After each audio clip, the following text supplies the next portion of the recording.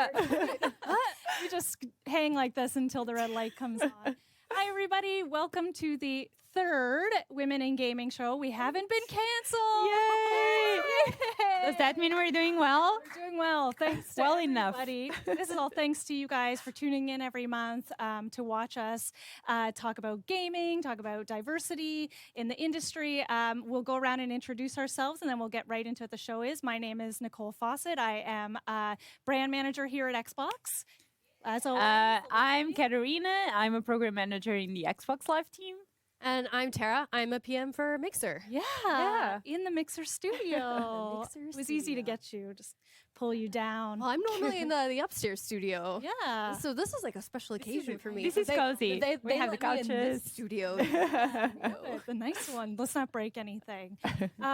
So Tara's going to be our guest today, and we're going to play Alan Wake, which is pretty fun, as well as talk about a lot of the great initiatives that Tara works on here at Xbox around accessibility in gaming, which is really awesome.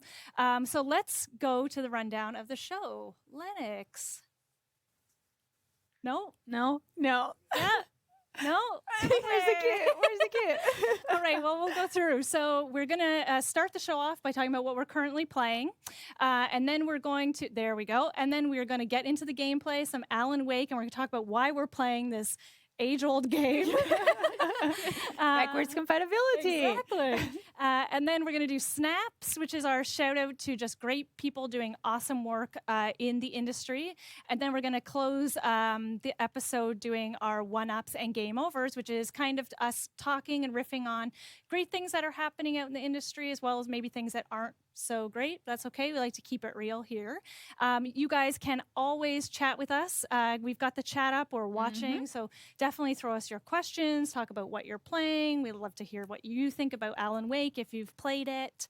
And with that, let's get into what we're playing. So why don't we start with Tara? What are you playing? So I'm playing a game that's in early access on PC right now that's going to end up coming out to all platforms called The Blackout Club.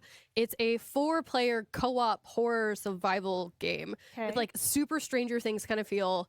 Some of my old coworkers from Irrational are working on it, and it's basically the story of you're a group of children who have kind of figured out that there's something sinister happening under the town, and there are these like town-wide blackouts that are happening, and you find out that there's an entire crazy system of tunnels and people who are under your town, but the adults don't believe you. And so you and your friends as children have to kind of go through this stealth game of like creeping through these tunnels and like Sounds very much like Stranger Things. Yeah, it's both like visually and like in terms that there's kids and there's creepy stuff. It's super Stranger Things. But yeah, it's on early access right now, and so I've been playing it. I'm so bad at it though. I'm super bad at stealth games. Well, what's is the mechanic that it is purely stealth and you try and like sneak up on other players, or so it's versus the game. All the baddies are AI.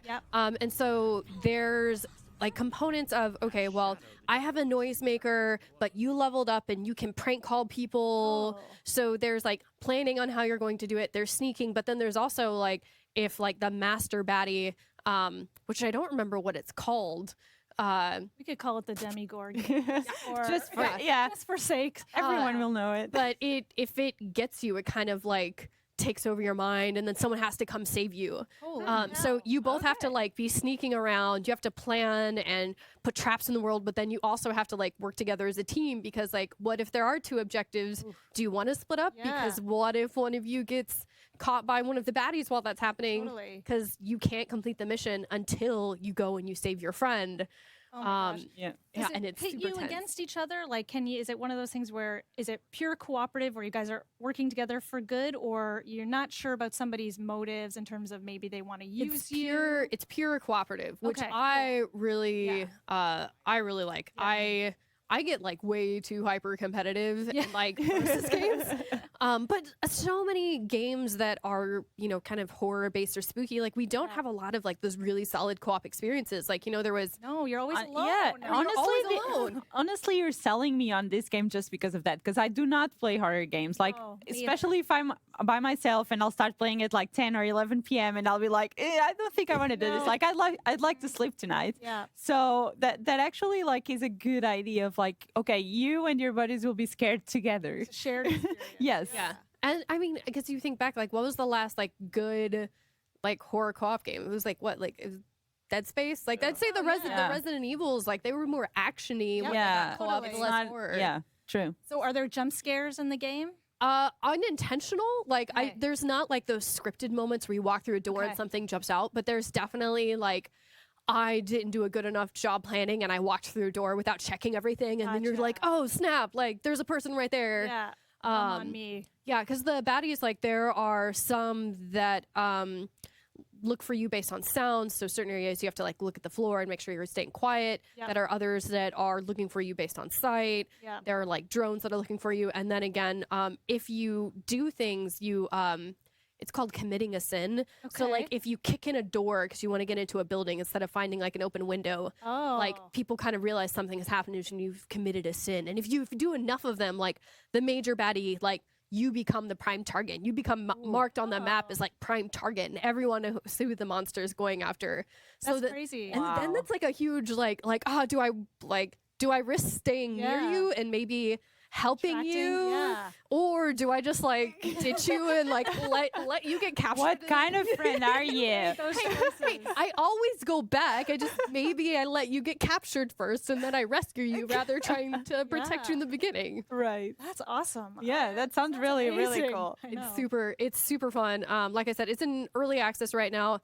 So I definitely, if you aren't the kind of person who's willing to report bugs and kind of Yep. deal with a few glitches, I would definitely wait. But if you are fine in like kind of helping shape the Yep. product, it's That's awesome. good time Very to get cool. Yeah. Very cool. Kat, what about you? What are you playing? I'm still playing God of War. Same thing as last stream. That's okay. I got my PS4. Shame. Like No, honestly, I will take some. like- It will take some time because the game is big and Yeah. it's long, and I don't have. I haven't had that much time to play. Yeah. So I did get my PS4 Pro last month, and I went through. I played Beyond Two Souls, which was amazing. I Cool. love that Yeah. game. I definitely want to play Detroit afterwards. But so a very nice coworker of mine lent me God of War, and I was like, "This is Aw, great." yeah. So I'm now playing it, and it's been an awesome time that I've been having with the game. Super fun, super engaging. I'm loving the story. I'm loving all the mechanics and learning the combat system. I actually missed. I played the first two God of Wars. Yeah. Back in PlayStation 2, and Gosh, a long I played the time ago. PSP Yeah. one. And so it's really P1. right, and Yeah. it's really cool to just be back into the world and just Yeah. like I don't know. I've been having a lot of flashbacks from my childhood, and just feeling great about it. So I love it, and I love how there are certain subtleties when you're playing God of War that like you can see the relationship of I can't remember his name. Like I'm the Kratos worst. and Kratos and Atreus? yes, Is that who it is? exactly. Is it Atreus? Yeah, I always think of Atreus. Yeah, the boy. Boy, yeah. yeah. his name is Boy. I'm pretty sure. Boy. I always think of like Never-Ending Story. Like, did they Right. name him after Atreyu. I don't know if anybody remembers that. But Yeah. I'm here. And so, like, how their relationship evolves over time when you're playing the game, but it's like the little things. It's like when Kratos just starts opening up just a little Yeah. bit to him. I'm loving that side, like that part of the game. Yeah. So I'm kind of hooked. I'm still playing it. That's Hopefully, I'll be done by next month, and I'll have something new. New. But yeah, for now, that's it. That's awesome. What about you, Nicole? Thank you. So yeah, I've been pretty bad. I'm always like the worst.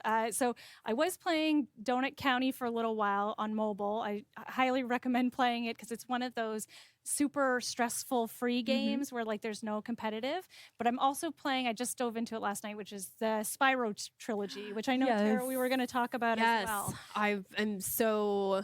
So talk about nostalgia. I know. Nostalgia, man, what a great game, and to see it like so I'm playing it on Xbox, which is awesome because all the achievements. And How does it hold up?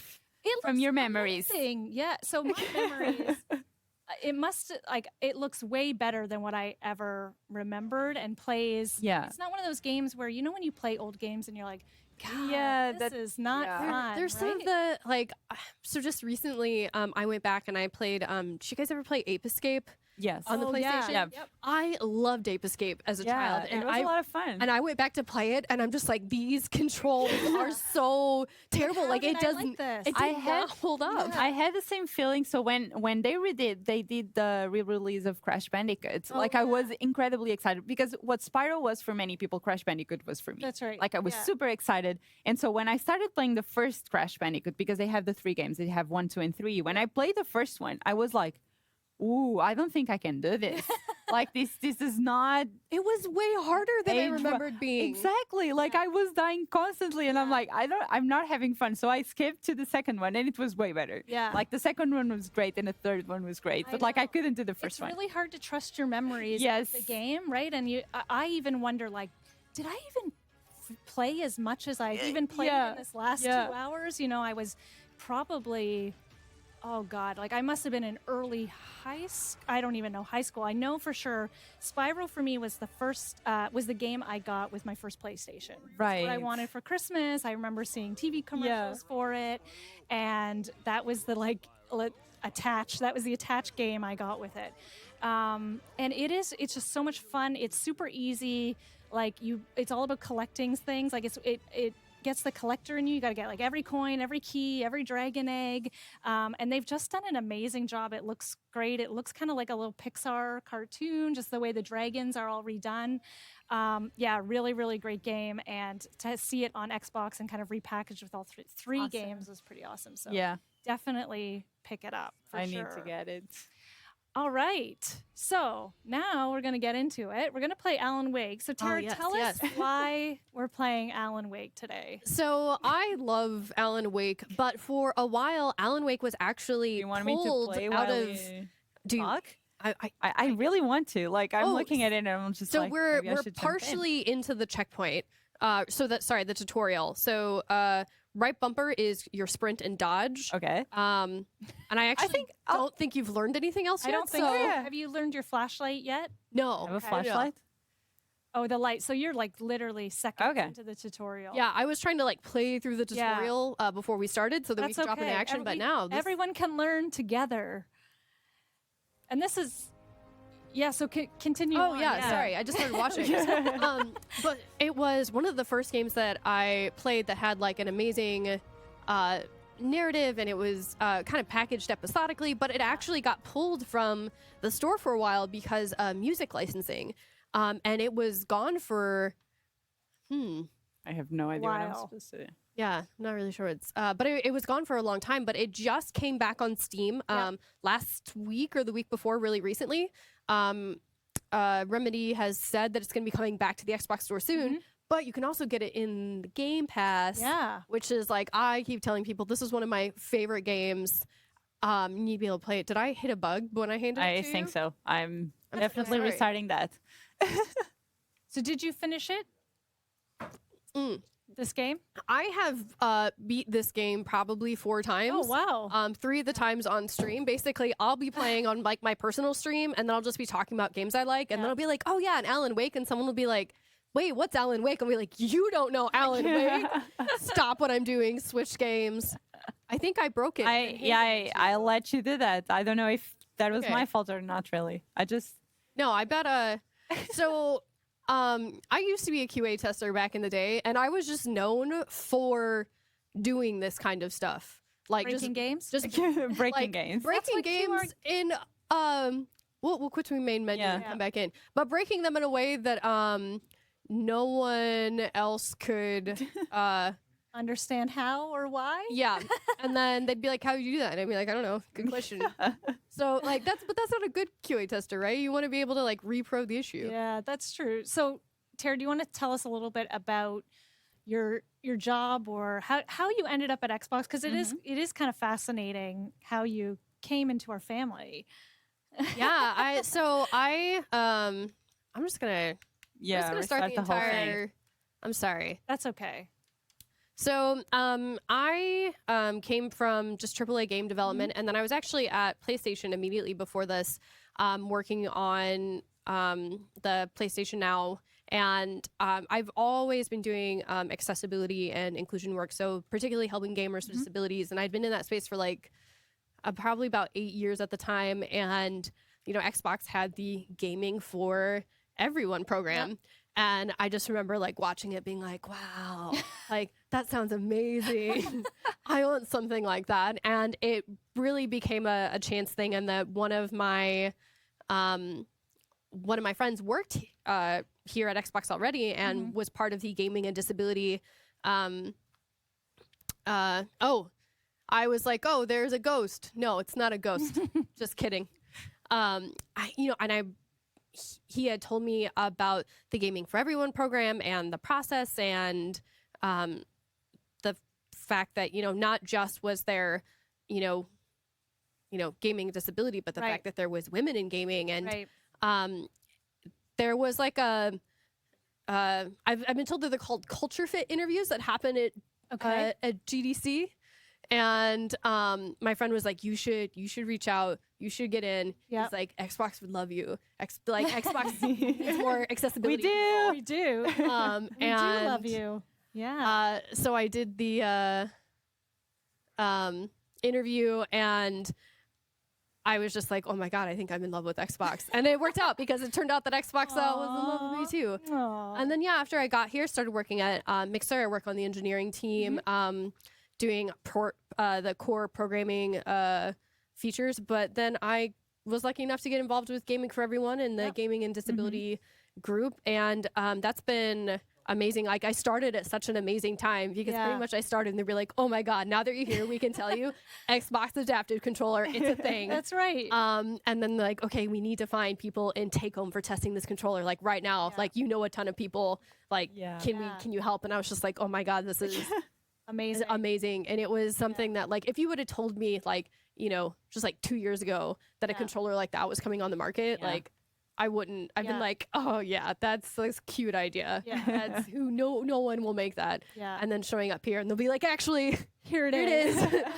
Can you help us? Yeah. And that was amazing. I mean, the day it launched. Yeah, I was about to ask, like, how did you feel when it actually straight got outed? ugly cried. Like, so I kept joking with people and be like, yeah, I'm gonna ugly cry when it comes out. And I didn't I thought I was just joking, and it was so I would stream on Wednesdays, and like the press embargo was going to lift during my normal stream. So I just kept telling people, I'm like, hey, like, you should be on my stream at like 10 for no particular reason. Right. But wink, probably be there at 10. And so like as soon as 10 hit and I saw like the first article go up, I'm like, here it is. Awesome. And I had all the press videos and I was showing everyone, and then there were other people who were in Take Home that had given us feedback who were streaming and talking about the product. Yeah. And I was like picture to be like, oh, she's saying great things. Like, let me show you what she's saying.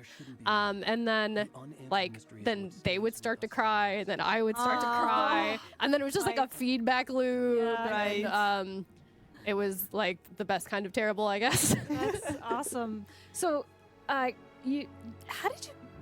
did you identify kind of like gaming accessibility as something that mattered to you? Like going back those 8 years, like so it actually all started way back when I was going to school at University of Illinois. I was studying biochemistry, completely not related at all. But I needed to get one more class to hit the number of required credit hours to get the number of hours I needed to hit my whatever so that I could get my money from the state, you know, whatever. And there wound up being a class for only the women in math science and engineering could take that was about video games. And I'm like, oh, I love video games. Like, yeah, this will be the perfect, I need another credit hour class. Yeah. And my teacher was deeply involved in game accessibility and user research, and so she talked about that a lot during the class. And for me, it really connected because when I was younger, I was in a I would say I was in a car accident, but that's not entirely accurate. Someone ran a stop sign in a Ford F-150. Oh my gosh. And hit me while I was crossing the street. Holy cow. Yeah. So it was You weren't in the car. I was not in a You car. were in like a hit. Hopefully they didn't run, but They tried to, actually. They tried to hit and run, but another car saw what was happening and like blocked oh my the road. Wow. That's crazy. Probably. I don't remember most of that Right. year. Oh my gosh. But during my recovery, like I couldn't go outside and play with my friends because I'd broken my hip, I'd messed up my arm, I had a really severe concussion. So like all of my recovery was sitting at home and playing video games. Oh, wow. But I had this really weird cast that was weighted and kept my arm like locked. And so I remember like having to play in this like really awkward manner. And so like when she was telling me about the things that they have to do to be able to play if they can't use, you know, a controller, you know, the way Catarina's holding it. And I'm just like, oh, I understand that. Like I was only there for like a couple months, but like I got like a taste of that. Totally. So it was like the first time I learned about it. And then I stayed in contact with her and then like just happened to later work in the game industry, like through nothing related. Right. And then she basically like called me out and she was just like, so like now that you know about accessibility and you're in the gaming industry, like what are you doing? I love that. And I was just like, oh God, that's a really good question. You're like sweating. Like, No, it totally was because I realized I hadn't done anything. I hadn't thought about it. Yeah. And then she was like, it's okay, I'll ramp you up. And honestly, the whole thing was trial by fire in that she was scheduled to give a talk at GDC, but she had just had surgery, so she wasn't cleared to like lift stuff. Right. And she was like, oh, I got a medical pass. You can be my guest. You just literally have to be my human pack mule. Right. And I'm like, I am totally down. And like my flight was covered and my hotel was covered. And so I was just like, I just can go and I can learn. This will be great. And then like a week before GDC, she calls me and she's like, hey, you know, I have an infection. My doctor won't clear me to fly. And I was so bummed. I was like, oh, like that would have been really cool. And she's like, oh, no, you're still going. You're giving the talk. And I was just like, what? She's like, no, you've watched me practice it like a whole bunch. You're fine. Like, you know it. I'm just like, no, I don't. And she's like, you're doing it. I gave them your Oh my your gosh. name. Wow. And so then I went and I gave the presentation. And for me, the biggest shock was she wasn't lying. The fact me watching her give that presentation meant that I already knew way more than a bunch of people. And so it meant that the knowledge of game accessibility in general was so low that like my 2-month investment had made me an expert. And I was just like, oh, like we're not in a great place. Right. Yeah. And that kind of like started the journey, I guess. Crazy. I mean, it's a fascinating story. There's like so much there to like unpackage, like the importance of STEM. It sounds like you had like a really strong female mentor. I don't know if you'd consider her a mentor at all or more than that, but I definitely think if it weren't for, her name is Michelle. shout out to Michelle. If Michelle hadn't have if she hadn't been involved with University of Illinois and just like talking about video games, like I number one don't know if I would have realized that like working in video games was like a thing that people could do. Yeah. Like, I know it sounds stupid, but I'd never, like, realized where games had come from. You know, they just showed up one day and you bought them. No, exactly. And then the other part was, like, I wouldn't have even been able to connect my personal experiences to, like, apply that to someone else. Like, I didn't have that empathy muscle in that regard. Well, and also it just sounds like she had so much confidence and like belief in you, and which was terrifying. Totally. For you, on the other end is so terrifying. Those are the learning moments, I feel like. They really are. When somebody like, as you're a little baby bird and somebody pushes you have to fly now. You have no choice. I mean, what an amazing, empowering thing. Because, you know, some people could have called you, said, oh, it's over, I'm not going, sorry. And like the fact that she didn't do that, and she was just like, you got this, girl, like go represent for us. And huge. I mean, it was amazing. It was crazy. I mean, it worked out, but at the time I was just like, why did she do this? Why does she hate me? Why does she want me to fail? Totally. And you're like, it's so funny because we get a lot of questions like, how can I get in the industry? Yes. And sometimes the answer is just saying yes to opportunities, right? And it's just being like, put yourself out there and do things that are weird and different and you maybe would never have thought to do. But one of my big mottos before I came to the US, I mean, I still kind of live by it, but like to force me to be in those situations where you're not particularly comfortable or Yeah. confident enough was like saying yes until you can't say no. So like my entire interview process to come to the US, I was super scared, obviously, because I was leaving my entire life behind, my family, my friends, like everything I knew. And so I was like, I just kept saying yes. People were asking me, so like, we actually really like your application. We loved you in the interviews. Are you really wanting to, do you really want to go to the US? And I was like, yes. And like, I just It's a question. I just like kept saying yes to things of like, oh, you also have to go through like the visa process and everything. It will take some time. Are you willing to do that? I'm like, yes. Yeah. There were all of these questions where I just like kept saying yes without being like completely sure what I was saying yes to. And then one day I was in the plane coming here, and I was like, I said a lot of yeses that maybe I should have thought through more, but hey, I'm here now and I'm super happy. Yeah. But, so saying yes until you can't say no is That's a great usually motto. a good motto. Yeah, I love it. So let's talk a little bit about GAConf, which is a conference you organize. Can you tell us a little bit about it, how it got started, how long you've been doing it? Yeah, so GAConf is a conference, the only conference dedicated explicitly to game accessibility that me and my, as he likes to refer to us, co-conspirator, Ian, we put Partners in crime. Yeah, we put it together. Basically, we found that over the last few years, the interest in game accessibility had grown, but a lot of larger conferences, a lot of talks that were like more deep dives weren't like getting through the submission process. A lot of the talks that were still being given at larger conventions that were just kind of gaming in general was still more introductory. Okay. And so there was this hunger for deeper knowledge that they weren't able to get yet. And Am I gonna die? No. no, you Cool. you did it. You did it. I did it. Really good. You've done well. Remember Thank what you, I've taught game. you. Thank you, game. And so basically there was like, as like most things that happened with me and Ian, we were just complaining over some drinks and be like, like if only someone was making a conference. Yeah.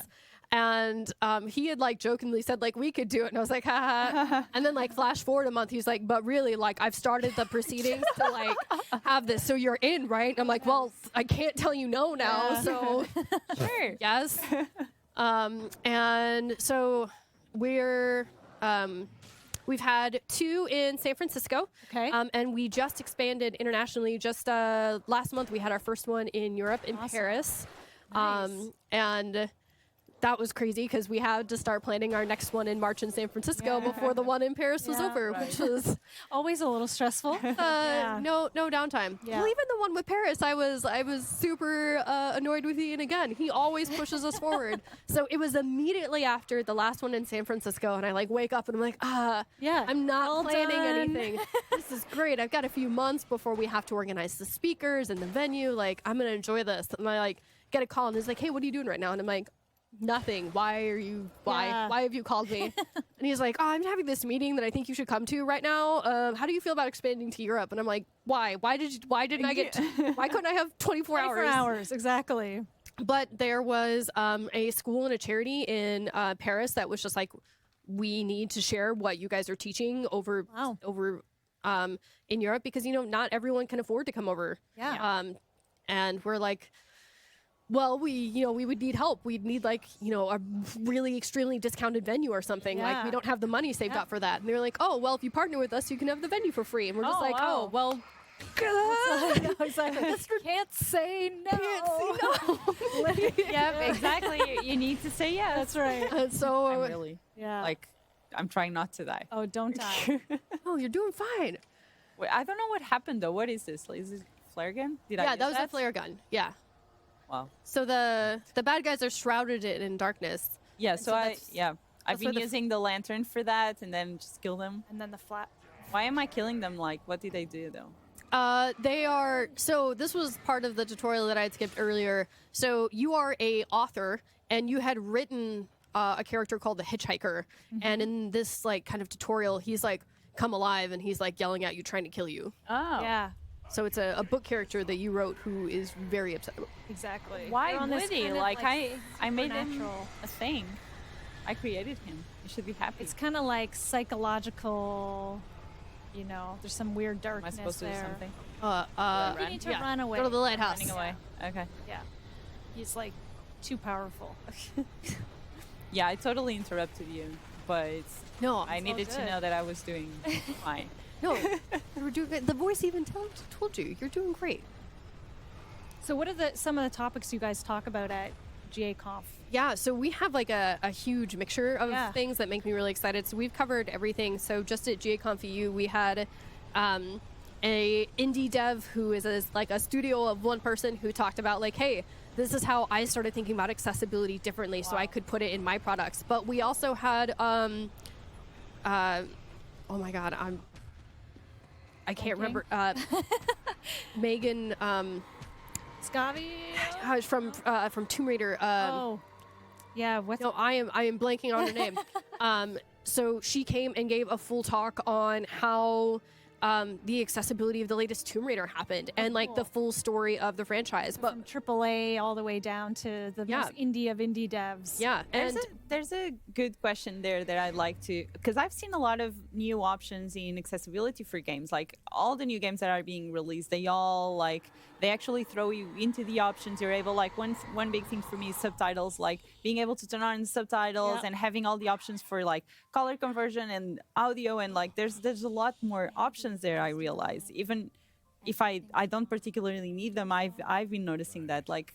yeah, do you there's see been a huge push recently by really everyone to include more accessibility options. But the other thing is people have started collecting data and sharing it. So Assassin's Creed Odyssey, they started tracking how many players were using their subtitles. And they found that 60% of their players turn subtitles on. Oh, wow. Like I do. like, Yeah. and it's one of Because I can't, I'm like, sometimes Yeah. I just can't hear and I feel like I'm cranking the TV up. I always feel like I'm missing something if I don't have the subtitles, because like NPCs will say stuff that they're not like really close by and you can't, You'll and I don't miss want to it. miss anything. Yeah. so, So it's not just, you know, it's a Yeah. feature that, you know, might be for something small or seem like it's something small, but impacts a lot of people. Yeah, right? for sure. yeah, and so people even just being able to come out and kind of share that data and Yeah. like dispel some of the myths about accessibility features. Like one of the things that I always tell people is like, do either of you have an electric toothbrush? I do. I do. So electric toothbrushes were originally designed like specifically for someone with a mobility impairment. Really? And it's just like one example of like a piece of tech that was made for accessibility that like everyone can use. Yeah. And has changed kind of an industry or become an industry standard, right? Exactly. Yeah, that's amazing. So that's been exciting. And the other thing I'm really excited about, and I know this is like going to seem so silly, is like the fact that the accessibility menus are coming first, or those options are coming first, because there are so many times that, like with subtitles, for example, that you don't actually get the chance to turn the subtitles on until you're in game, which means you've missed like the entire intro sequence. Yep. Yeah. Yeah. I think that was something that Far Cry 5 launched, and that was a problem they had. You had to watch the entire intro cinematic before you could turn subtitles on, which meant if you needed to watch it with subtitles, you have to go back. And so they later had to like patch that after just like, oh, we didn't even think about it. Yep. But we're also seeing a lot of devs who, you know, maybe the last title they worked on, they found out about some accessibility stuff too late to change. Yep. But when they went to make the games, you know, that are releasing now that they started on, 3 years ago, Yep. they were armed with that knowledge. So I think we're also just seeing like a bunch of lessons that people learned a few years ago are all just hitting the market now. That's Wow, that's awesome. crazy. Yeah. That's so great. I love to hear that. Going back to the adaptive controller, because obviously that's such a kind of an amazing thing in the industry. Want to talk about how you guys, I mean, you guys are so great. The work that you do here at Xbox, you guys are kind of on the front lines of like listening to people, listening to gamers that may have accessibility concerns. And I know a lot of those concerns are fed into the controller itself. Like, do you see a lot more companies going directly to that community to hear rather than kind of, like you said, after the fact? Yeah. So there's a saying in the disability community, not just in gaming, but in everything of, nothing about us without us. Oh, I love that. And, because, I am not someone who uses a screen reader on a regular basis, right? And I can do my best to, make sure that Mixer works great with a screen reader. Yeah. but I'm not going to understand the user experience there, right? Like when a blind person uses a screen reader, they talk like super fast, and their ears are like tuned to understand the speech at that speed, which I totally can't. I'll just say this, like before I joined Xbox, I was working for Microsoft and I was working with partners, and one of the partners I worked in, they actually had an app for the phones. They were, but it could read whatever text was out in the world out loud. So like when you sit at a restaurant, if someone puts a menu in front of you, you would point that app and it would read out loud the menu for you. Cool. And so we actually were working with someone who works at Microsoft, and she's legally blind. Yeah. And so she was helping testing that. And I was in meetings with her, and the way she uses Windows with the screen readers is mesmerizing. Like, it's incredible how, first of all, the investment that's there and how well it works is amazing. And she was like so proficient in using every single tool and just like super quickly and everything. I learned a lot in that process of like how important it is to make those tools so accessible and easy for people to use, so they can have the same tooling as like you're constantly like re-examining your own bias all the time, right? Exactly. Like you think you know how the world works. You think, like you said, as simple as reading a menu, and then you're constantly faced with how people adapt over and over again, which is, I think it gives incredible perspective. and just being more aware of the needs of people. Just making sure there's something out there for everyone, and that everyone is able to use the amazing things we build and everyone builds. Yeah. Totally. And I think that what you're saying like goes into a lot of times when requesting features or things that gamers with disabilities needs. It's like they're talking about options. Like, you know, they're not trying to like massively change games or this or that. Like, oh, I want the option to do X or I want the option to do Y. Because one of the things that's really important is, you know, disability is a spectrum, and something that may make it much easier for this person over here to play could prevent someone else from being able to play. And so, you know, there's not like a one size solution. It's about, you know, customization and allowing everyone to have like their own flavor of gaming, which, you know, is great for everyone, not just you know, a gamer with a disability. Yeah, exactly. Well, I feel like we've kind of ignored the chat a little bit. I don't know if anybody on the production crew has got any questions, but if there's... I love the stickers going on. Yes. They want to know who's streaming on Mixer? Try the coffee. Just don't blame me when you fall. Which one of us? Her? Oh, Yeah. These two ladies here. I mean, like every 2 months I go and I'm like, I should probably, like, I'm not doing anything. I'll just stream. So I'm very random and not consistent at all. But I know that you are, Tara. I'm consistent in that I will stream every Wednesday night. Oh, That's the only guaranteed. It's so funny because you see like our partner streamers do like, yeah, on Sunday at this time and Monday at this time and Thursday at this time, except on the second Tuesday. And I'm like, Wednesdays. I'll be there Wednesdays. I'm gonna tell you 7, but that probably means 7:30. yeah. That's awesome. And but I always do. I kind of made it my mission to like share games that I feel like not a lot of people know enough about. Yep. Well, again, that's why I end up playing like Alan Wake every 4 times. or you know, every 3 months, because like as soon as like I find out someone hasn't played my favorite game, I'm like, okay, well we gotta do this. And sometimes it does mean I'll go back and play weird games. Like there's this game. It's such a guilty pleasure. Did you guys ever play Shadows of the Damned on 360? No.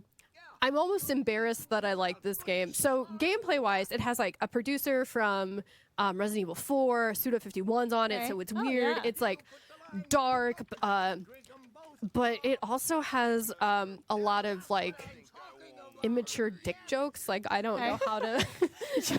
That's okay. It's a thing. It's got some problematic representations. Juvenile humor. It's got a lot of juvenile humor, but it's so stupid fun.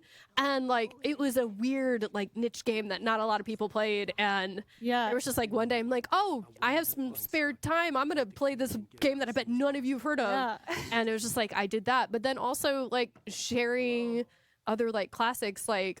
Did you guys ever play Katamari? Yes, this is one of my favorites. The number of people I know who don't play Katamari, who are a mixer, astounds me. So I have never played it. Never played it. Half of them have never heard of it. So that's no, it's so good. I know. So I've been like, it's been my cool down game, so I'll play Yeah. like a scary game, and then like I can't immediately go to No, bed. It's a great cooldown game. It's great. So then I switch and I'll do a few levels of Katamari. Yeah. You know, That game and franchise, like it kind of burned out when it like got oversaturated. But there's so many great things, like the King of the Cosmos. And, Yeah, like, I all know. the cousins. Like it's such a great title to go back to. I love that. It's also kind of cool. Like there's so much streaming on Mixer. Like everybody's playing like the hottest current game or whatever. So. Hey, you're just offering some diversity Different of things. choice. Yeah. like here's the weird stuff I want to talk about today. You also used to stream a lot of Catherine, right? Oh no, I am so such the, a you can- huge you can- fan title of or that something? game. This is Google verifiable. If you Okay. search #1 Catherine streamer on Mixer, I show up. You should like. a joke. Oh my gosh. But no, I love I've never streaming. played it. It's my God. really good. I've played it like 5 times the entire Really? thing. Yeah, It's really a good. mashup between a puzzle game where you have to like shift blocks to get to the top of a tower, and then like a dating sim. Yeah, it's What? it's not. It's its own thing. I don't think we can like fit it into a genre. Nice I can say this word. This word. Anyways, but it's really very unique, but very Okay. worth playing. I like Yeah. weird Yeah. games. It is so. It is on backwards it's on, compatibility, yeah, it's so- on back Oh, compat. it is? But Yep. they're also doing a remake that'll be coming out on the PS4. I did not know. That launches February 14th. Oh wow. Where Valentine's Day. Valentine's Day, where they have added. So a part of like the tension is that you're playing as this guy named Vincent, and you've had your long-term girlfriend, and she comes to you and she's like, "Hey, like we should take it to the next level. Yeah. I'm interested in marriage," and you react very poorly by getting drunk with your friends and then having a one-night stand with like a rando chick you meet in the bar. This is how the game starts. Yes, this is how the game starts. This is the All intro. right. And then so the two parts of the game are like the puzzle element, which are your nightmares, and then the daytime where you're kind of managing your relationship with these two women. This is for sure made by a man, isn't it? It is, but it's really good. Super fun. But Yeah. they're introducing a third lady into the equation Oh. for the remake, Okay. and they're all named Catherine. So it's Catherine Oh. with a K, Catherine And with with a a C, C. and then new Catherine is with a Q. Oh, really? Yeah, and Okay. apparently her nickname is Rin. So much of the information on this game is still in Japanese. They haven't done a big like North America push that it's just like this is what I can gather from Google Translate and my friends who went to Tokyo Game Show. yeah. Okay, cool.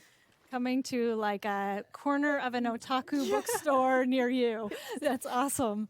Okay, cool. I think we are. I'm not sure how we're doing on time. Production team. No idea. 15 minutes. Okay, I think yeah. we're going to move into, well, before we get into snaps, where we kind of like give people a shout out, one last question for Tara. We kind of like to ask people, like, if you were to give advice to people in the industry, we kind of talked about it a little bit, but if you, talking to your younger self, mini Tara, what would you say to her to kind of encourage her to be here today? Not to put you on the spot. I don't Mini Tara, though. mini Think about it. Little Think about it. mini blue hair. so she was blonde. Aw. She was blonde. She didn't have colored hair yet, or maybe she was brunette then. I don't know.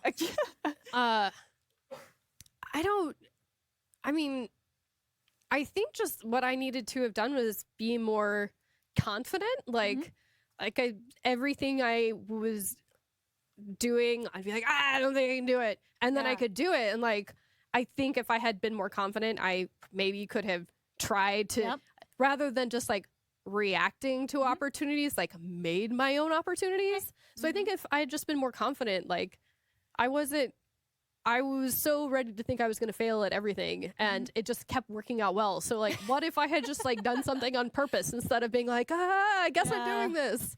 And even like the amount of stress that it comes with not being that confident, I feel like that's one thing that definitely affected my like earlier years. Hard, though. Yeah, but It is hard. Kind of comes from experience. yeah, sometimes, I so- think so. Well, that was definitely my case. I don't know about you, Yeah, but I still don't know what I I'm still doing. don't know. well, true. exactly. At some point, you just don't care anymore. Okay, so we're going to go to Snaps, which is basically a segment where we kind of give shout outs to people doing really good stuff, whether it's in the industry, here at Xbox, friends, family, whatever, just like stuff that makes us feel good and really kind of deserves a shout out. Yeah. So I'll let Kat take the first one. Actually, I think these are both These are from both of you guys. So. Yeah, but I think the first thing that I wanted to definitely snap about was that during the October month, we as the giving team, we as the Xbox, the gaming organization and Microsoft, so Xbox, Microsoft has this whole campaign, which is a give campaign where everyone just does an extra effort to give back and to promote charities and just promoting the giving movements here at Microsoft. So we raised a lot of money, and I can't remember the exact value, and I don't see it written over there. And so, but it was a lot. I think it's million? Yes. Question mark? Yeah. Yeah, definitely. I'm not sure either. I know because we're on the marketing side, we're not quite always the same, but it was millions. And I've never worked at a company where the effort for giving is so, I'll say aggressive, but in a good way. Good way. And we also had over 90, was it 90? I want to say it was over 90% of people in the org participated. Yeah. Yes. And that's like amazing. Awesome. If you think about Snaps it. So to that as much as we can. Okay, great. And then we also have, I hope you guys watched XO18 during this weekend. And so we launched a campaign for charity as well. So every post you do on social media with the hashtag #GiveWithXbox, actually Xbox is donating $5 that will be split among 4 charities, which I will not be able to name them as well. So I'm doing this job terribly. But definitely post... Gamers Outreach. Gamers Outreach. OSD, Operations. Special Effects. Special Effects. Yeah, this is why I didn't want to name them.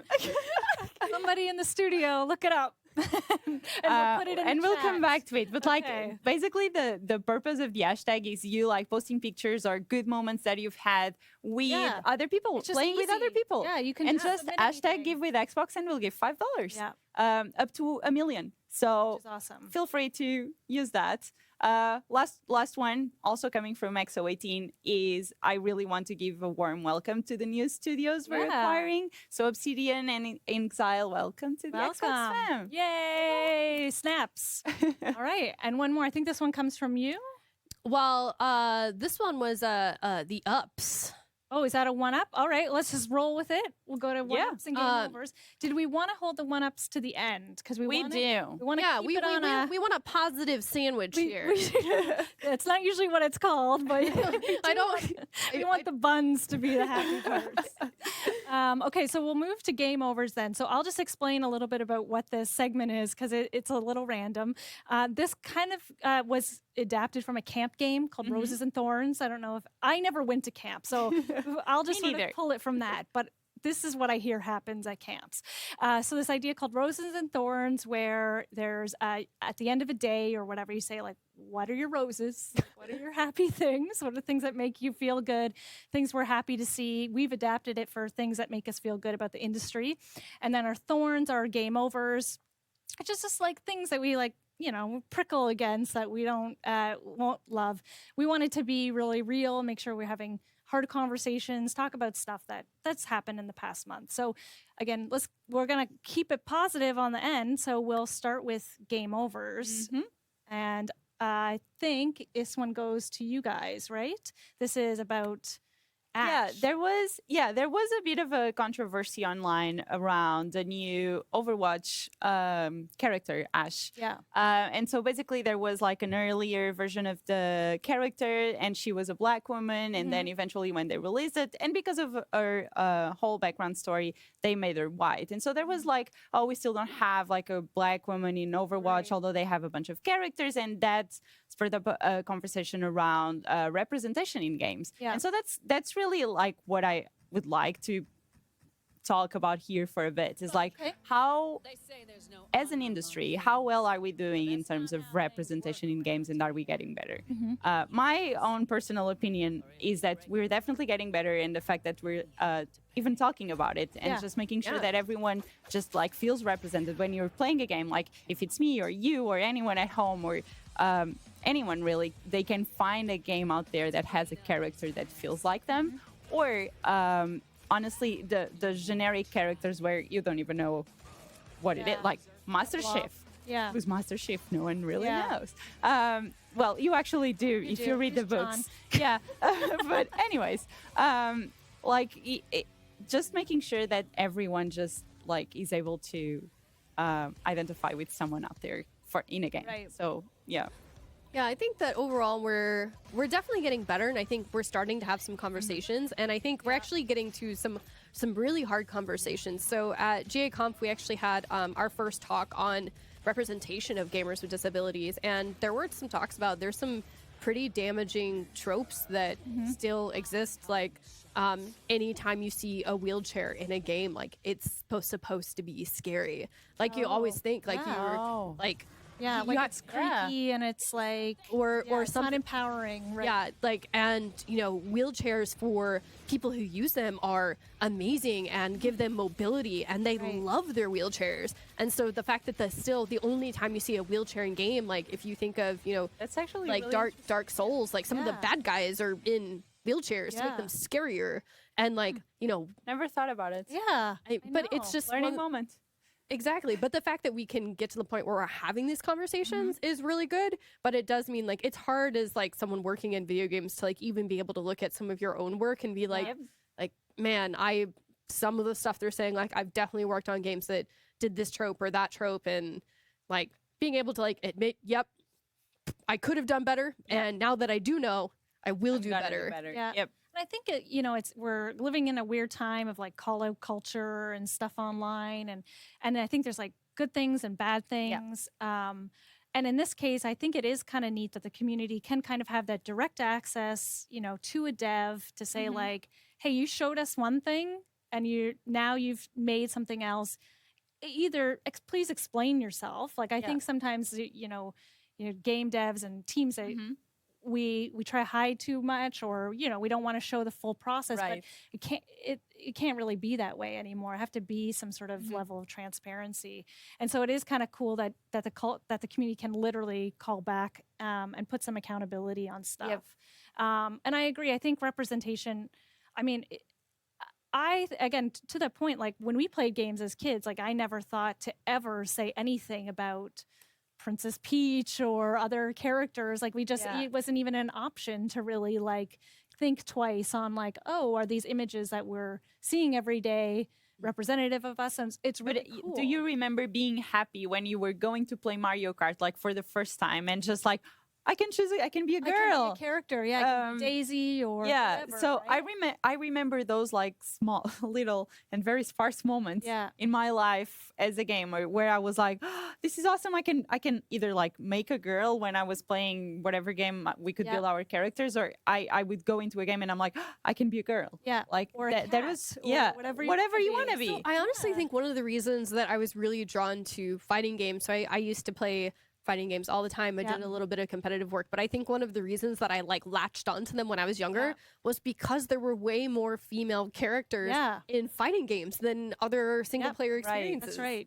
And they're always a little quirky and well, weird. And that's why they were not catered for us. No, I mean, some of them are scandalous for sure, depending on what game you're playing. But then there was always a bit of a weird character that you just kind of love and you don't take too seriously. But you're right. There is more women, and also they're on an equal playing field compared to men, right? They could throw a male character. I mean, thinking like Chun-Li in Third Strike, like she was the like S tier character, like the best character was the woman, like for sure. So that's like empowering in a way. Absolutely. I don't know if they like made it that way on purpose or if like that's just kind of how the community later like ranked them after like using them. But totally, exactly. So I agree. I think we're moving there. It's cool to get input from the community, people that are playing your game.